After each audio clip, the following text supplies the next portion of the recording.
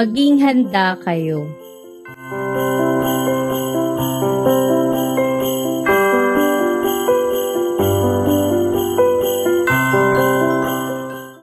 Mag-ingat kayo at maging handa dahil hindi nyo alam kung kailan ito mangyayari.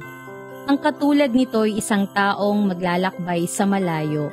Iniwan niya ang kanyang tahanan sa pamamahala ng kanyang mga alipin. Binigyan niya ang bawat isa ng kanya-kanyang gawain at inutusan niya ang tanod na magbantay. Gayon din naman, magbantay kayong lagi dahil hindi ninyo alam kung kailan darating ang Panginoon ng sambahayan. Ito'y maaaring sa takip silim, sa hating gabi, sa madaling araw, o kaya'y sa umaga. Baka siya'y biglang dumating at maratnan kayong natutulog. Ang sinasabi ko sa inyo'y sinasabi ko sa lahat, maging handa kayo. Si Jesus ay tinanong ng mga alagad tungkol sa katapusan ng panahon habang siya'y nakaupo sa bundok ng mga olibo na nakaharap sa Jerusalem.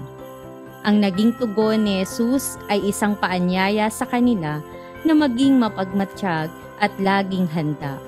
Sa Ebanghelyo ngayon, ay 3 beses itong inulit upang bigyang diin ang kahalagahan ng pagiging handa. Ang mga disipulo at tayo ngayon ay dapat maging alerto dahil hindi natin alam kung kailan babalik si Jesus.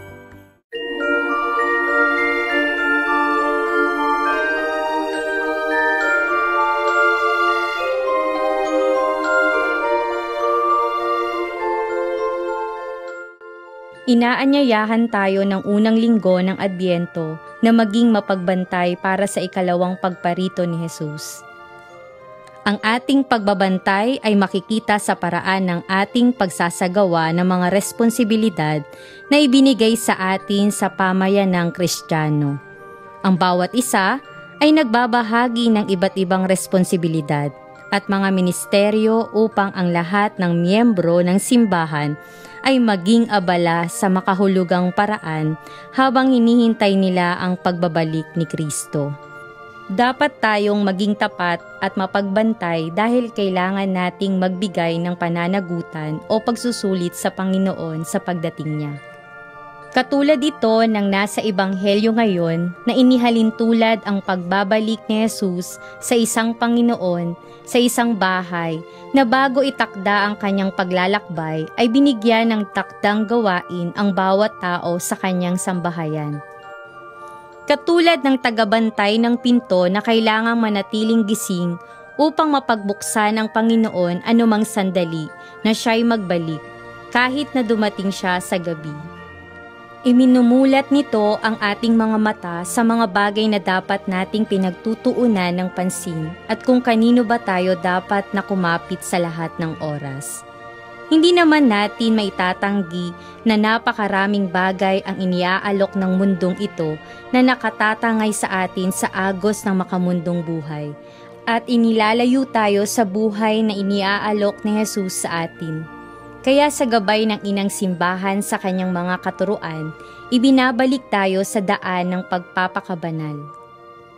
Ayon sa Katesismo ng Iglesia Katolika, madalas na nalilito ang mga Pilipino sa mga biblikal na palatandaan ng pagparito ni Hesukristo.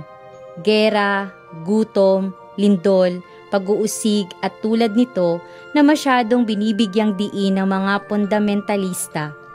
Sa katunayan, pawang mga tagubilin lamang ang mga iyon. Mag-ingat kayo at maging handa sapagkat hindi ninyo alam kung kailan ito mangyayari. Sa makatuwid, hindi makatotohanang paglalarawan ng katapusan ng mundo ang mga palatandaang ito, ni paraan ng pagtantya sa panahon ng pagdating ng Panginoon. Sa halip, ang pagdating ng araw ng Panginoon ay tulad ng pagdating ng magnanakaw. Kaya nga, kailangang tayo'y manatiling gising, laging handa, at malinaw ang isip, di tulad ng iba. Ngunit walang nakaaalam ng araw o oras ng pagsapit niyon, kahit ang mga anghel sa langit o ang anak man. Ang Ama lamang ang nakakaalam nito.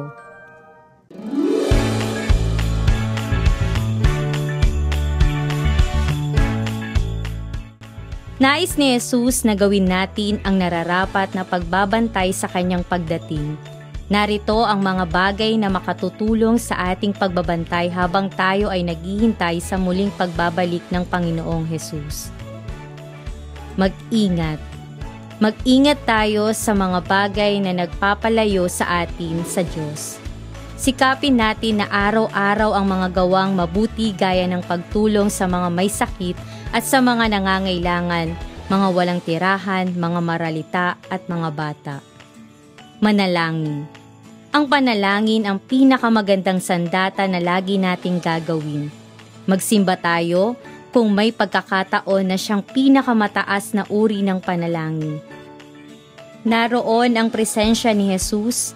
Siya ay nananatili sa atin sa komunyon upang sa araw-araw ng ating buhay ay mapagtagumpayan natin ng buong lakas ang mga tukso at kasamaan hanggang sa muling pagbabalik ng Panginoon. Mangumpisal. Ang paghahanda sa pagdating ni Jesus ngayong Adbyento ay magdadala sa atin sa tunay na kahulugan nito kung tayo'y magbabalik loob sa Diyos. Hingin natin ng kapatawaran ang ating mga kasalanan at sikaping baguhin ang sarili sa mga bagay na nagiging hadlang sa atin sa pagdating ng Panginoon.